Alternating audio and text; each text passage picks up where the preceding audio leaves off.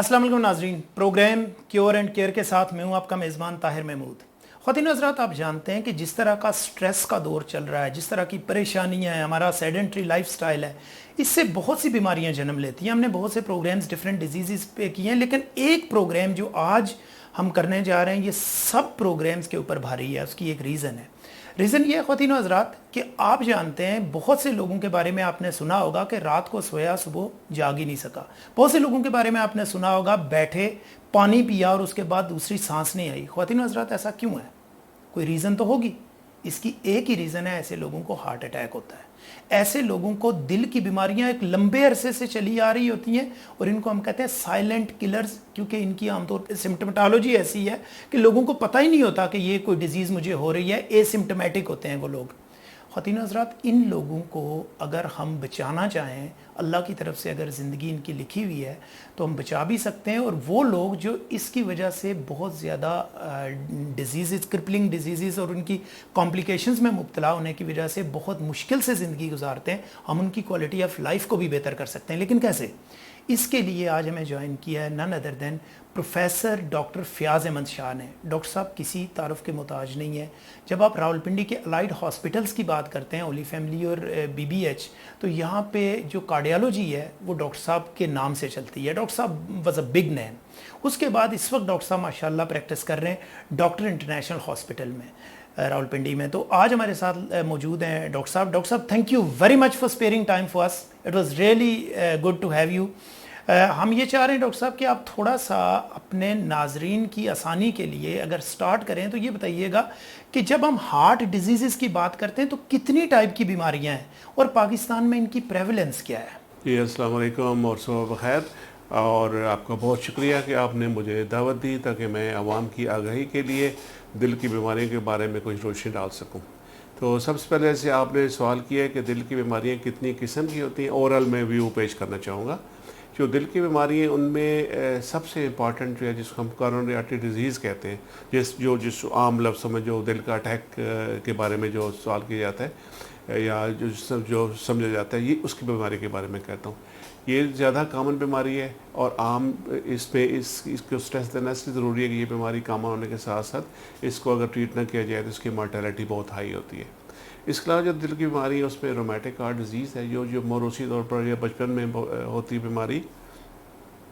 इसमें यह है कि जो दिल की बीमारी जो बचपन में जैसे 10 से 12 साल के बच्चों में होती है, दिल के वाल पे असर होता है। ये आहिस्ता आहिस्ता कम होती जा रही है। उन इलाकों में ज़्यादा है जहाँ ओवर क्राउडेड पॉपुलेशन, जैसे आप जहाँ ठंडे इलाके मसलन के स्कर्दू वाला इलाका हो गया, या पंजाब के साउथ पंजाब के इलाके जहाँ कंजेशन वगैरह या जहाँ बच्चों की तादाद बहुत ज़्यादा है। अदरवाइज़ ये बीमारी ऐसा से कम हो रही है। जो मेन जिसमें मैं स्ट्रेस करना चाहूँगा वो कोरोनरी आर्टरी डिजीज़ ही है। बाकी जैसे बीमारियाँ जैसे दिल की बीमारियों का जो वजूहत, जैसे हाई ब्लड प्रेशर की वजह से दिल की बीमारी पे असर, दिल का साइज़ बढ़ता है या वो कॉम्प्लिकेशन होती है। शुगर की वजह से दिल की बीमारियाँ बढ़ती हैं, या जिसको हम बात करते हैं दिल के पट्टे वीक हो जाते हैं, इसको हम कार्डियोमायोपैथी कहते हैं। जो दिल की बीमारी जो है जिससे पट्टे वीक होने से दिल के पंप फंक्शन ख़राब होता है और पेशेंट को हार्ट फेलियर डेवलप हो जाता है, बहुत सूज जाना, पेट में पानी पड़ जाना, सांस की तकलीफ़ होना, ये हार्ट फेलियर की अलामत होती हैं। लेकिन मेनली अगेन मैं उसी पे आऊँगा जिसको जो सर फहरिस्त बीमारी है दिल की, वो कोरोनरी आर्टरी डिजीज़ है। चलिए डॉक्टर साहब, ये तो पता चल गया कि डिजीज़ कौन कौन सी हैं। ये बताइएगा, हमारे रूटीन के अंदर जो अवामिल इस पे असरअंदाज होते हैं, जिनकी वजूहात की बिना पे ये बीमारियां होती हैं, जिसको हम कहते हैं रिस्क फैक्टर्स, काइंडली पेशेंट्स के लिए बताइएगा वो कौन कौन से हैं। अच्छा जी, ये बहुत अहम बात की आपने। अब जो सूरत हाल ऐसी है ना, एक तो ये है ना, ऐसे मरीज़ हैं जिनको डायग्नोज हो जाती है कि भाई आपको दिल की तकलीफ है, वो बाई चांस वो आते हैं डॉक्टर के पास, ब्लड प्रेशर चेक कराने, ECG कराई, उससे पता चल गया, एविडेंस मिल गया हमें कि ECG ख़राब है, चलें जी आप फर्दर अपने टेस्ट करवाएं। उससे पता चल जाता है कि इनकी को खून की रगें बंद हैं। अच्छा, बाज़ लोगों को बिल्कुल सिम्टम्स नहीं होते हैं। ये बहुत इंपॉर्टेंट ग्रुप है जिसमें सिम्टम नहीं है और रिस्क फैक्टर मौजूद हैं। इसको हम लोग टारगेट करते हैं। डॉक्टर्स का जो मेन स्ट्रेस है ना वो इसी बात पे है कि हम ऐसे मरीज़ को टारगेट करें जो इससे जैसे एवरेज औसत नंबर सपोज 40 ईयर्स है, जहाँ पे हमें ख़तरा होता है कि अब हार्ट अटैक की शरह एसिम्प्टोमेटिक मरीजों में बहुत ज़्यादा है, वहाँ पे उस पॉपुलेशन को हम टारगेट करते हैं। अच्छा, अब उस पर रिस्क फैक्टर कौन कौन से हैं, ये बड़ी इंपॉर्टेंट बात है। रिस्क फैक्टर का मतलब होता है वो अवामिल जो किसी मरीज़ को किसी दूसरे मरीज़ के मुकाबले में ज़्यादा प्रोबेबिलिटी के साथ सामने ले आते हैं कि भाई इस मरीज़ में ख़तरा ज़्यादा है कि इनको हार्ट अटैक या हार्ट की कोई और कॉम्प्लिकेशन से हार्ट फेलियर हो सकता है। तो सबसे पहले मैं ब्लड प्रेशर के बारे में कहूँगा। हाई ब्लड प्रेशर एक बहुत बड़ी एक हमारी पॉपुलेशन में हाई ब्लड प्रेशर की तनासब है, और ब्लड प्रेशर अक्सर औक़ात चूँकि symptom high blood pressure symptom नहीं देता, इसलिए लोग इस पर तवज्जो भी नहीं देते। सो ये बड़ा ज़रूरी है कि आप अपना ब्लड प्रेशर कंट्रोल रखें। लिमिट जो जैसे आपका डॉक्टर आपसे डिस्कस कर लेगा, अभी कंडीशन देखते हो एवरेजली 130/80 हम ब्लड प्रेशर रखना चाहते हैं। एक तो ये हो गया। अब नंबर 2 पर डायबिटीज़ है। अब जैसे आप देख रहे हैं कि डायबिटीज़ जो जिसको ज़ियाबेतिस कहते हैं, इसका तनासब पाकिस्तान में बहुत ज़्यादा बढ़ता जा रहा है। यानी अब औसतन तकरीबन हर चौथा जो बंदा है उसको शुगर है। अब डायबिटीज़ जो इट सेल्फ है वो अक्सर औक़ात चूँकि 4-5-6 साल बाद जाके डायग्नोज होती है। यानी पेशेंट को एवरेज 4-5 साल से शुगर का ये मरीज़ होता है, शुगर ब्लड शुगर हाई रहती है, उसको सिम्टम भी होते हैं, अक्सर लोग इग्नोर करते हैं, हत्ता कि शुगर बहुत तेज़ होती है और किसी डॉक्टर के पास पहुँचते हैं, चेक कराते हैं तो वो हैरान होते हैं कि हमें शुगर तो नहीं थी। तो पता चलता है जिस चीज़ जैसे हमने अपने क्लिनिक में रखा हुआ ना कि हमारे हर मरीज़ की इर्रेस्पेक्टिव वो बच्चा है बड़ा है उसके हम शुगर चेक करते हैं। और इस तरह आपको बताऊँ कि इस तरह शुगर चेक करने से एसिम्प्टोमेटिक लोगों में तकरीबन 25% लोग ऐसे जिनमें हम शुगर पकड़ लेते हैं, जिनको पता नहीं होता, जो पहली रीडिंग देखते हैं 400 समथिंग, वो हैरान होते हैं जी ये कैसे हमें हो गई। भाई अब तो शुगर तो आपको है, आपको पता नहीं चली। तो ये बड़ी इंपॉर्टेंट बात है कि आप ज़रूर अपनी शुगर को चेक रखें। शुगर आपकी फैमिली में है या नहीं है, या आपको ख़तरा है कि नहीं शुगर का, लेकिन शुगर चेक करने में तो कोई हर्ज नहीं है ना। सो ये डायबिटीज़ जो है ये जिस पेशेंट में है वहाँ रिस्क बहुत ज़्यादा है हार्ट डिज़ीज़ का। ख़ासकर ऐसे पेशेंट जिन्हें जो थोड़ी एज की ज़्यादा हो जाती है, जैसे 40 एज के बाद, हर हाल में डायबिटिक पेशेंट को अपनी कार्डियक असेसमेंट ज़रूरी है।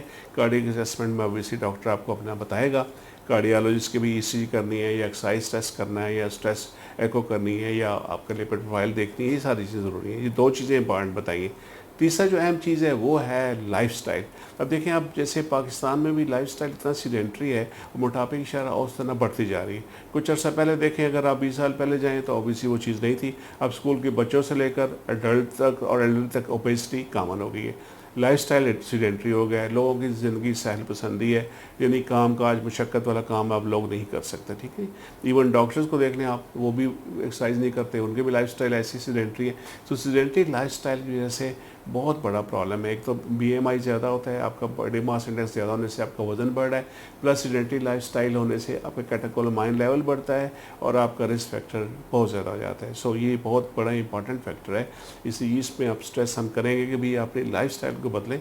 एक्सरसाइज बहुत ज़रूरी एलिमेंट है आपकी ज़िंदगी में, ख़ासकर ऐसे लोगों में जिनकी उम्र 40 ईयर्स प्लस है और जिनमें ऑलरेडी रिस्क फैक्टर मौजूद है, जिसमें हाई ब्लड प्रेशर और डायबिटीज़ है। अब तीसरा जो चौथा रिस्क फैक्टर है वो डाइट के बारे में है। डाइट हमारी ऑब्वियसली वो भी इशू है। अगर आप फैट्स ज़्यादा इस्तेमाल कर रहे हैं, डाइट की आप बगैर सोचे समझे आप डाइट ले रहे हैं, जैसे आप चेक नहीं रख रहे कि आपकी डाइट बैलेंस होनी चाहिए और प्रॉपर कोलेस्ट्रॉल फ्री होनी चाहिए, वहाँ भी प्रॉब्लम है। सो डाइट की हैबिट्स को भी बदलना पड़ेगा। डाइट और ओबेसिटी अभी से तल्लक है, और तीसरी सीडेंट्री स्टाइल, तीनों का भी।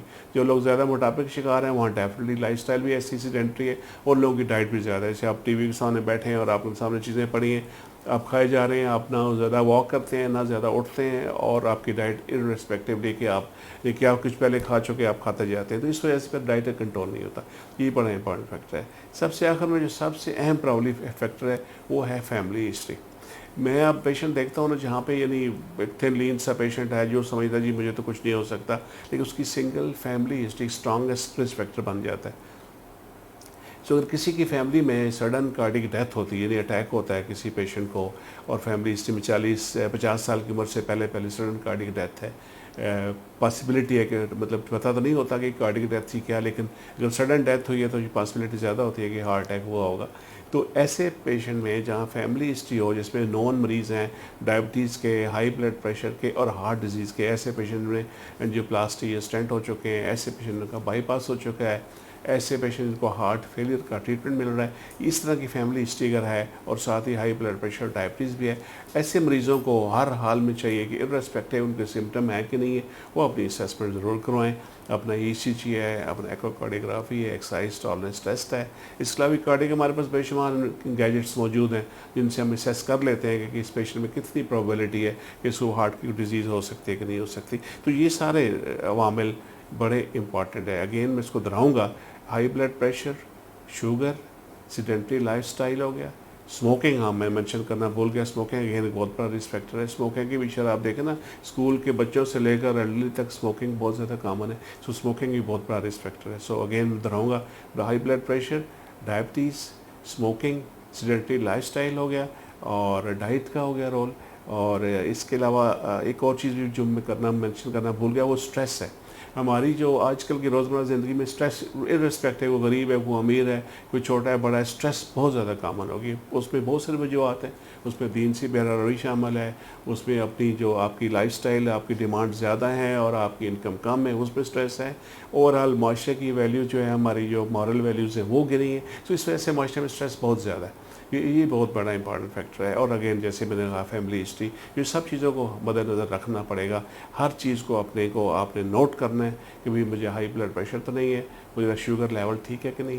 نمبر 3، کیا میں زیادہ اسٹریس تو نہیں لے رہا، کیا میں سگریٹ تو نہیں استعمال کرتا، کیا مجھے ایکسیڈنٹری سٹائل تو نہیں ہے، کیا میں ایکسرسائز سے میری کمی ہے، اور کیا میری فیملی میں کوئی ایسا ممبر ہے اس کو ہارٹ ڈیزیز تھی یا ہے. تو اس سلسلے میں ضرور اپنے ڈاکٹر سے آپ رابطہ کریں، اپنی اسیسمنٹ کروائیں. اچھا ڈاکٹر صاحب، جب آپ کے پاس پیشنٹ لینڈ ہوتا ہے آپ کے کلینک پہ، تو جو کارڈک پیشنٹ ہے اس کے کلاسیکل سمٹمز کیا ہیں؟ کس بیسس پہ پتہ چلتا ہے کہ اس پیشنٹ کو یہ پرابلم ہے؟ اور ساتھ میں یہ ضرور ایڈ کیجئے گا کہ پیشنٹ کو گھر پہ کیسے پتہ چلے گا کہ مجھے ایشو ہو گیا ہے ہارٹ کا؟ اچھا، ایک تو جنرلی میں آپ کو بتانا چاہوں گا کہ بھی سمٹمز یعنی علامات ہوتی کیا ہیں دل کی بیماریوں کی.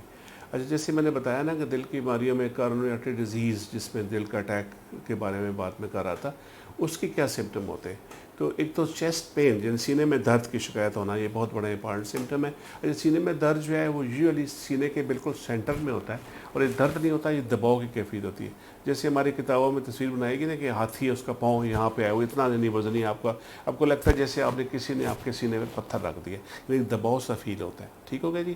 یہ اکثر یہ دباؤ جو ہے ایگزرشن کے بعد ہوتا ہے، یعنی مریض ریسٹ کر رہا ہے تو وہ دباؤ وغیرہ یا کچھ فیل نہیں کرتا. جو ہی بھی ایگزرشن کرتا ہے، چلتا پھرتا ہے یا اسٹول کے لیے وہ زور لگاتا ہے یا کوئی اور ایسا وزن چھوٹا موٹا اٹھاتا ہے، تو اس کو سینے میں درد کی کیفیت یا چبھن کی کیفیت یا وزن کی کیفیت یہ شروع ہو جاتی ہے. یہ سب سے بڑی علامت ہے. اچھا، اکثر اوقات جو دل کا درد ہوتا ہے نا، یہ دل کا جو چیسٹ پین ہوتا ہے، یہ جو ہے یہ ریڈیٹ کرتا ہے، یعنی اس کو موو کرتا ہے لیفٹ سائڈ، لیفٹ آرم کی طرف، یا بعض جا میں چلا جاتا ہے، بعض کا یہ پیچھے اسکیپولا میں چلا جاتا ہے. سو اس کی کوئی اسپیسیفک نہیں، بٹ زیادہ لوگوں میں جو علامتیں آتی ہیں اس سے مریض بتا رہے ہیں کہ میرا لیفٹ بازو سن ہو جاتا ہے، میرے لیفٹ بازو میں درد جاتا ہے. ٹھیک ہے جی.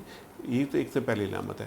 اب یہ چیسٹ پین کے علاوہ جو دوسری علامت ہے وہ ہے گھبراہٹ. اگر دیکھیں نا، پیشنٹس اکثر اوقات کچھ نہیں ہوتا، وہ صرف ہمارے پاس ہے جی مجھے بہت زیادہ گھبراہٹ ہے.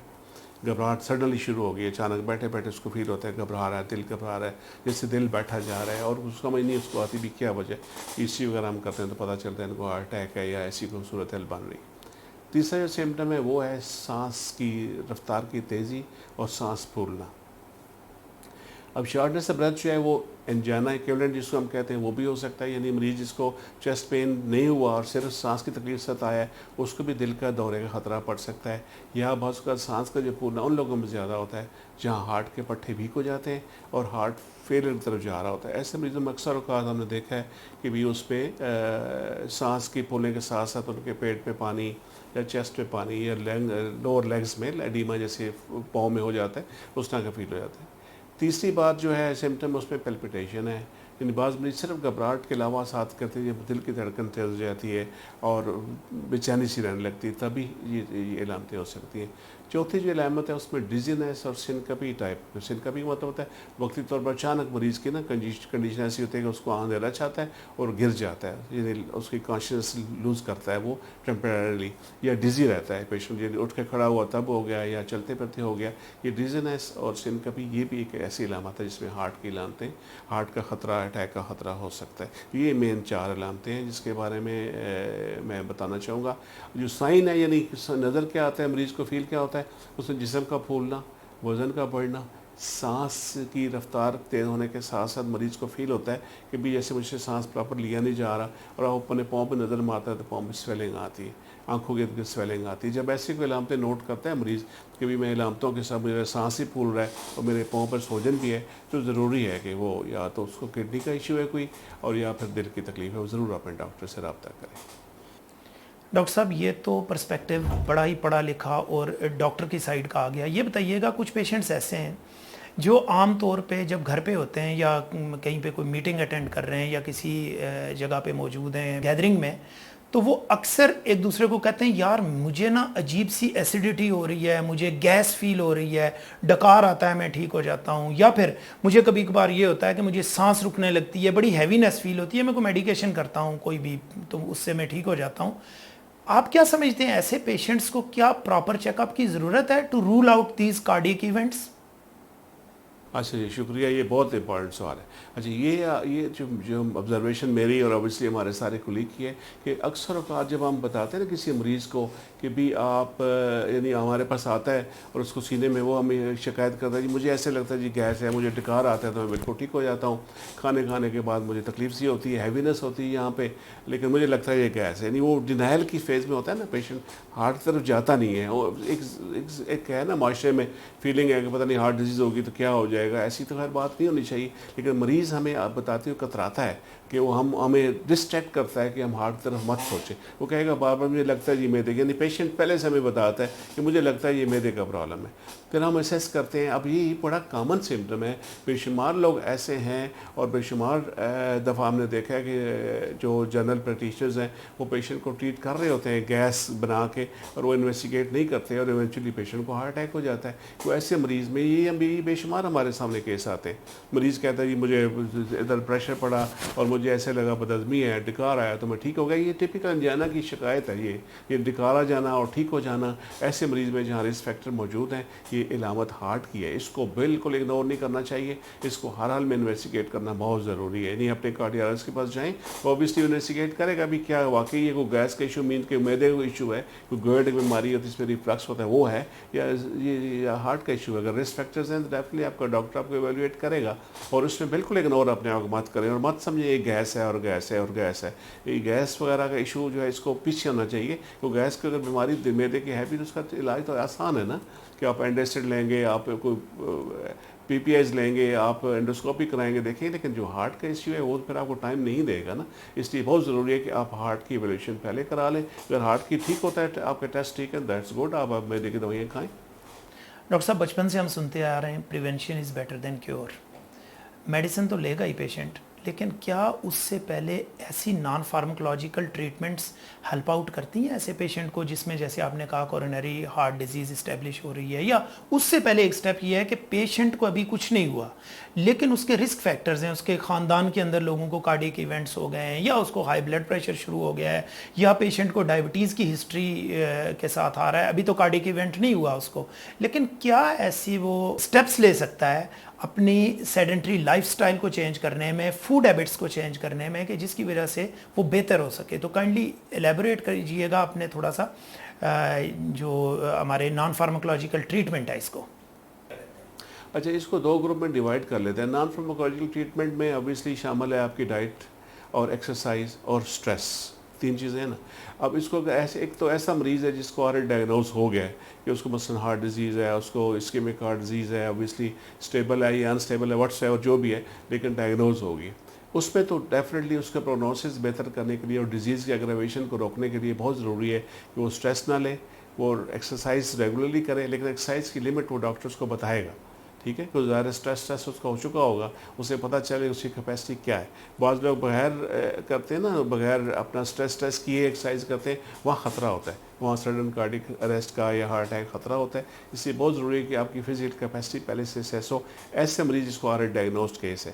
تیسری بات جو میں جیسے ڈائٹ کی ہیبٹس ہیں وہ تو ابھی ڈاکٹر کو بتایا بھی دیا ہوتا ہے, لیکن اس میں definitely cholesterol free, fat free اور کم کھانا, پیٹ میں بھوک رکھ کے کھانا بہت ضروری ہوتا ہے. اوور ایٹنگ کریں گے تو پلپیٹیشن ہوگی, ہارٹ ریٹ بڑھے گا تو انجینا کا خطرہ ہوگا. ٹھیک ہے جی, یہاں یہ امپارٹنٹ ہے. اب دوسرا گروپ جو ہے جو ایسا جس میں ہائی رسک موجود ہیں اور جس کو ابھی ایویڈنس نہیں ہے اس میں ہارٹ ڈیزیز ہے, اس گروپ کو زیادہ بہتر ٹارگٹ کرنا ہوتا ہے. اس گروپ میں زیادہ فائدہ ہے ان چیزوں کا جس کو ہم نان فارماکولوجیکل ٹریٹمنٹ کہتے ہیں, جس میں ایکسرسائز شامل ہے. اب دیکھیں اگر ایک پیشنٹ ایسا ہے جس میں بلڈ پریشر ہائی ہے, وہ ڈائبیٹک ہے, اس کی فیملی ہسٹری بھی ہے, اس کو ڈسلیپیڈیمیا ہے, لپڈ زیادہ ہے, اس میں سٹریس بھی ہے, تو اس کو سٹریس ریلیو کرنا بہت ضروری ہوگا.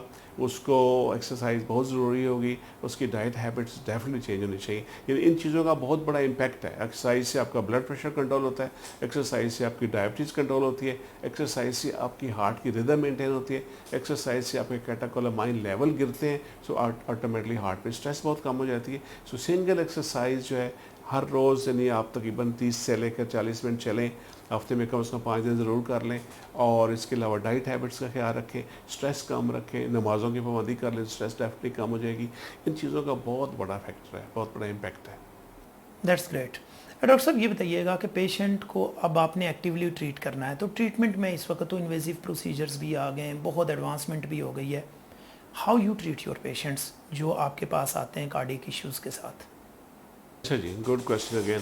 اچھا, اس میں سب سے پہلا جو امپارٹنٹ بات یہ میں کہوں گا, ایک تو دوائیاں جو ڈاکٹر آپ کا لکھتا ہے نا, وہ بڑا سوچ سمجھ کے ڈیسیژن کرتا ہے. ٹھیک ہے, دوائیاں کم ہو یا زیادہ, ایک تو گرم سرد کنسیپٹ کوئی نہیں ہے. ٹھیک ہے, آپ یہ مت سمجھے کہ 10 دوائیاں تو یہ بڑی گرم ہو جائیں گی اور میرا معدہ برداشت نہیں کرے گا, ایسا نہیں ہے.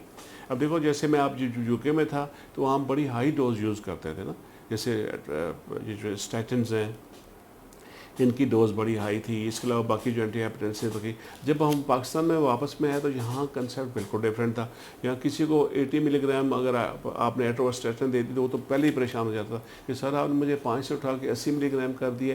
اور وہ ان کو سمجھانا بڑا مشکل تھا میرے لیے شروع میں. اوبیسلی ابھی تو پھر آہستہ آہستہ بندہ اپنے لوکل ماحول میں ٹرینڈ ہو جاتا ہے کہ بھئی یہ ڈوز بہت ضروری ہے آپ کے لیے. تو ایک تو یہ کنسیپٹ غلط ہے کہ 5 ملی گرام گرمی نہیں کرے گی تو 80 ملی گرام گرمی کر دے گی, ایسی بات نہیں ہے. نمبر 1.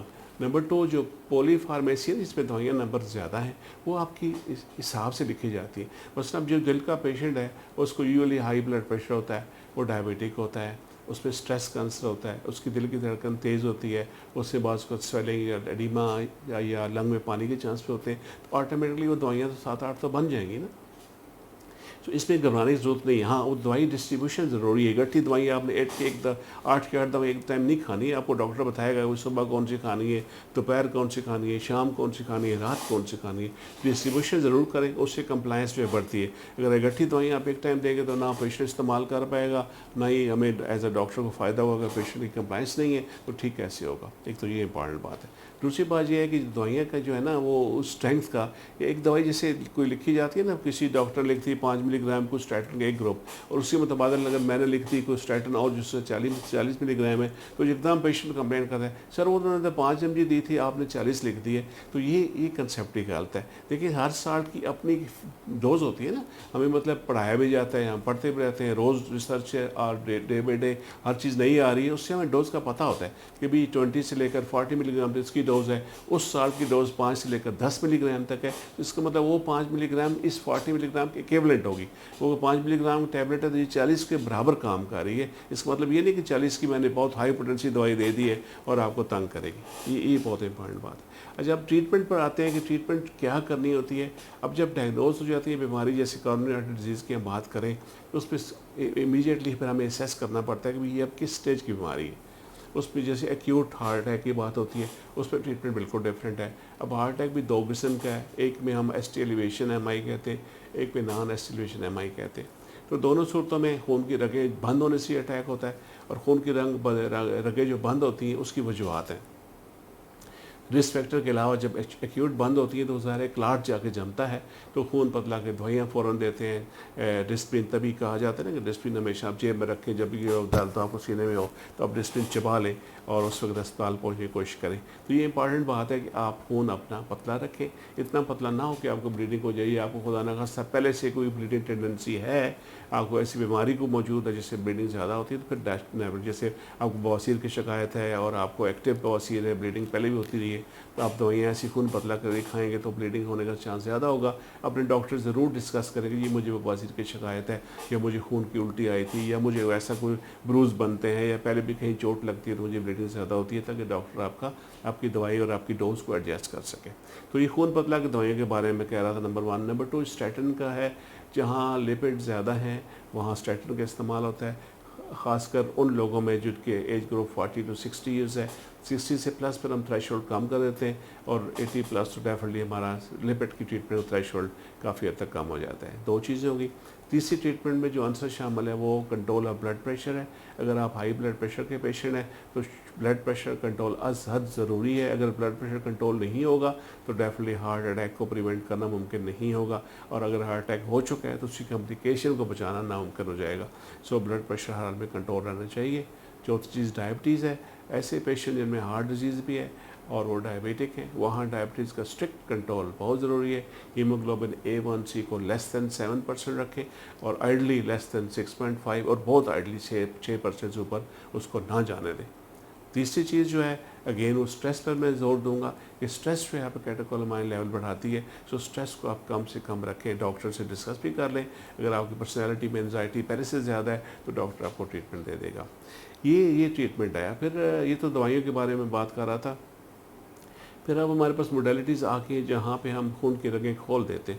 یعنی یہ تو کنسیپٹ کامن ہے نا کہ آپ کی خون کی اگر رگ بند ہے تو اس سے بہتر ہے کہ رگ کھلی ہو. کھلی رگ ہوگی تو بلڈ سپلائی چلتی رہے گی, آپ کی کمپلیکشن کم رہے گی. سو جیسے ہم کہتے ہیں نا open arteries always better than close, so artery کا اوپن کرنا بہت ضروری ہے. اس میں 2 طریقے ہوتے ہیں.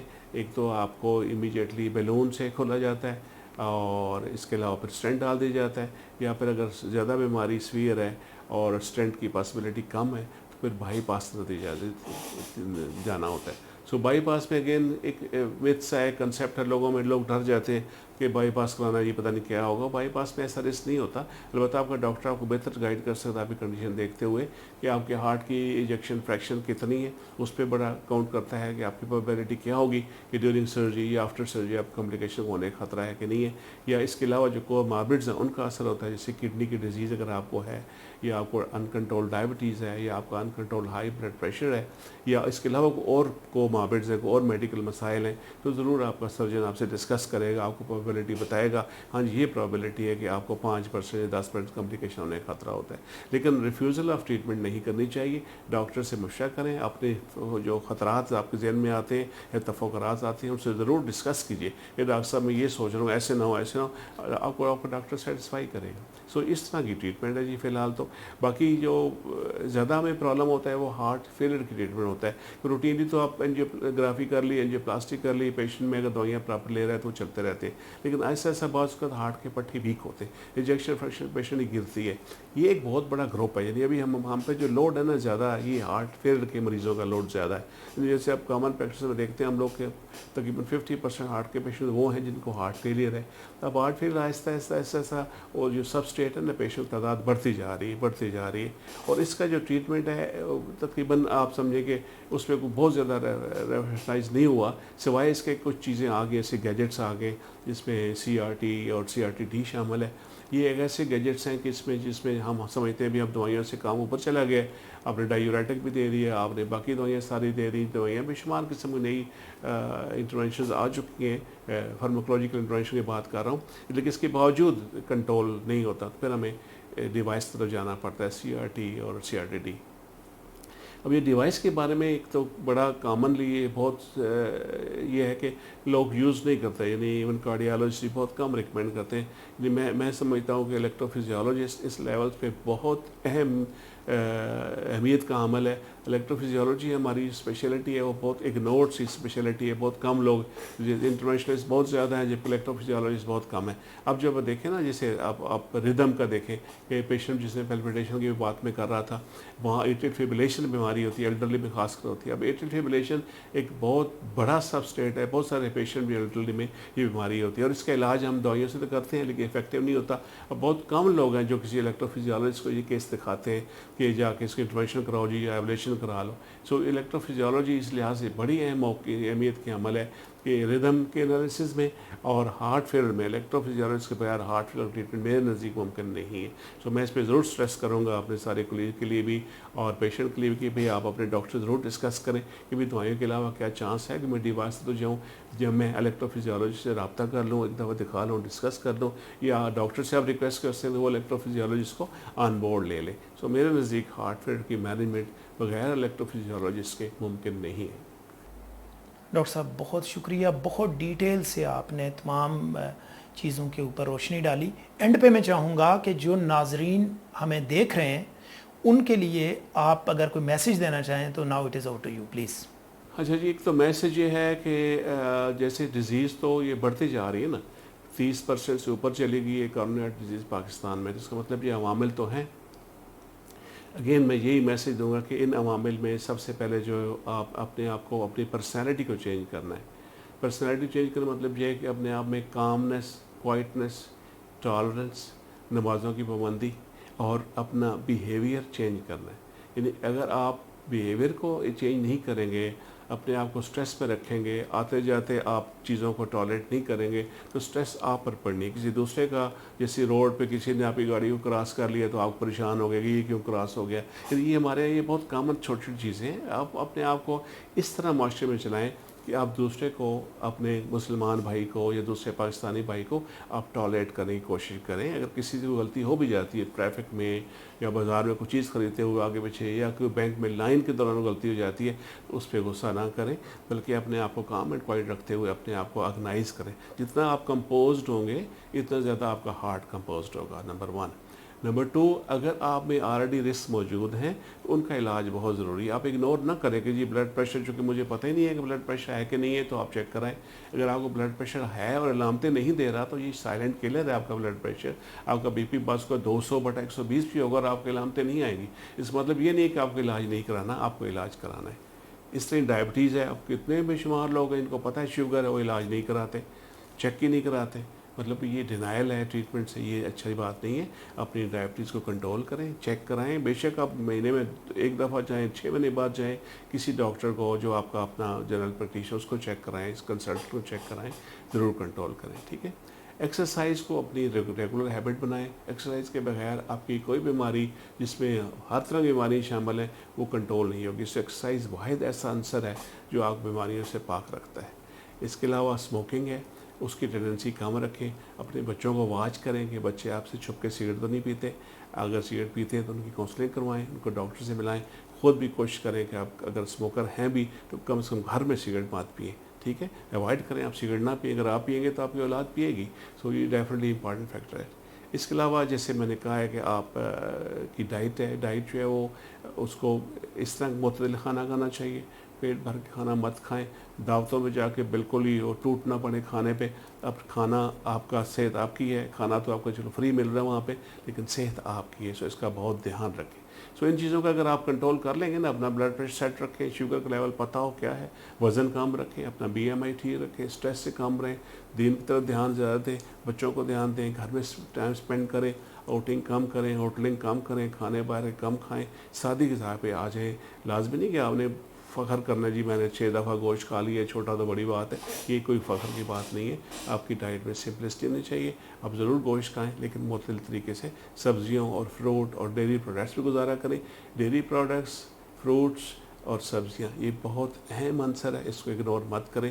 یہ کوئی سوشلی آپ کو نیچے نہیں گرائے گا کہ آپ سبزی کھاتے ہیں تو آپ کوئی ایسی بات نہیں ہے. آپ کی صحت کے لیے ضروری ہے کہ آپ سادہ غذا اپنائیں. Thank you very much. Professor Fayaz Ahmad Shah. ये थे ख़वातीन और हज़रात हमारे साथ आज प्रोफेसर ऑफ कार्डियोलॉजी, जिन्होंने हमें बहुत डिटेल से बहुत सी चीज़ें ऐसी बताई जिन पे अमल करने से हम अपने पेशेंट्स को भी हेल्प आउट कर सकते हैं और अपने आप को भी हेल्प आउट कर सकते हैं। ख़वातीन और हज़रात, टेक होम मैसेज ये है कि प्लीज़ खुश रहें, खुश रखें, खामखा टेंशन ना लें और खामखा टेंशन ना दें। ये वो चीज़ें हैं जिनकी वजह से दिल की बीमारियां बढ़ती जा रही हैं। आपसे अगले हफ्ते एक नए टॉपिक पे एक नए डॉक्टर के साथ मुलाकात होगी। तब तक के लिए मुझे इजाज़त दीजिए। अपना अपने घर वालों का ख्याल रखिएगा। अल्लाह हाफ़िज़।